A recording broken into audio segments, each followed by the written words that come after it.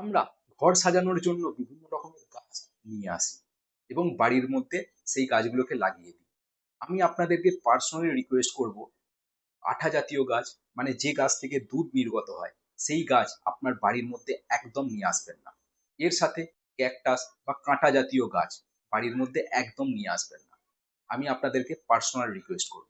এবার কি ধরনের গাছ আপনার ঘর সাজানোর জন্য আপনি নিয়ে আসতে পারেন এবং আপনার ঘরের বাতাস পরিবেশকে খুব সুন্দর করে তুলতে পারেন? আপনি দেখুন, কোনো মানি প্ল্যান্ট গাছ নিয়ে আসতে পারেন। নর্থ ইস্টের মধ্যে সেই গাছকে প্লেসমেন্ট করতে পারেন এবং নর্থ ইস্টের মধ্যে যদি আপনার কোনো খোলামেলা জায়গা থাকে, ব্যালকনি থাকে, বড় কোনো জানলা থাকে, সেখানে একটা তুলসী গাছ প্রতিস্থাপন করতে পারেন। এর সাথে আমি আপনাকে বলবো, আপনার যে বেডরুম রয়েছে, আপনার যে মাস্টার বেডরুম রয়েছে, সেখানে স্নেক প্ল্যান্ট আপনি লাগাতে পারেন। তবে আমি আপনাদেরকে পার্সোনালি রিকোয়েস্ট আবারও করব, যে কোনো গাছকে মেঝের উপরে ডিরেক্টলি বসিয়ে দেবেন না। একটা স্ট্যান্ড নিন এবং সেই স্ট্যান্ডের ওপর গাছের টবকে আপনি প্লেসমেন্ট করে দিন।